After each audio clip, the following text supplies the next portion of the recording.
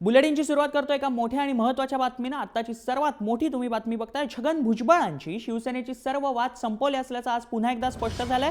20 वर्षांपूर्वी म्हणजेच 1997 मध्ये विरोधी पक्षात असताना शिवसैनिकांनी छगन भुजबळांवर शासकीय निवासस्थानी हल्ला केला होता। या प्रकरणी आज खुद्द छगन भुजबळांनी किल्ला कोर्टात उपस्थित राहून आरोपी शिवसैनिकांवरील तक्रार मागे घेत असल्याचं स्पष्ट केलंय आणि आरोपींना माफी देण्याची विनंती देखील कोर्टाला केली आहे। विशेष म्हणजे शिवसेना प्रमुख बाळासाहेबांवरील खटला मागे घेऊन भुजबळांनी यापूर्वीच ठाकरे आणि कुटुंबियांचा वाद संपुष्टात आणला होता। आता हल्लेखोर शिवसैनिकांवरील तक्रार मागे घेत भुजबळांनी पुन्हा एकदा वादाला तिलांजली दिली आहे।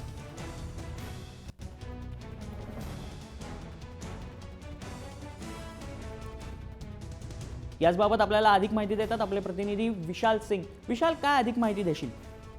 तर मग आपण पाहिलं तर सध्या भुजबळ आठवड तुरुंगामध्ये आहे। पण जी आधी केस होती त्या केसमध्ये त्यांचा स्टेटमेंट फार महत्त्वाचा होता। त्यानिमित्त त्यांना पोलीस बंदोबस्ताला आणला गेला होता।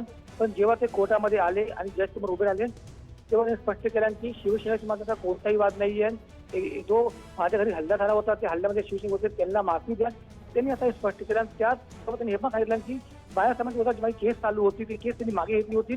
साल 2008 मध्ये भुजबळ आणि बाळासाहेबांची बैठक झाली होती। त्या भेटीनंतर भुजबळने त्यांच्या विरोधात असलेला केस सुद्धा परत घेतला होता। आता त्यांचा शिवसेनेचा कोणता वाद नाही आहे, म्हणून जे शिवसैनिक त्यांना माफ करावा असं त्यांनी कोर्टात विनंती केली आहे। आणि नक्कीच धन्यवाद विशाल, तू दिलेल्या माहितीबद्दल। तर कोर्टाला भुजबळांनी विनंती केली आहे। 1997 मधील भुजबळ जेव्हा विरोधी पक्षनेते होते त्यावेळी निवासस्थानी भुजबळांच्या शिवसैनिकांनी हल्ला केला होता। या प्रकरणी 11 शिवसैनिकांना देखील ताब्यात घेण्यात आलं होतं।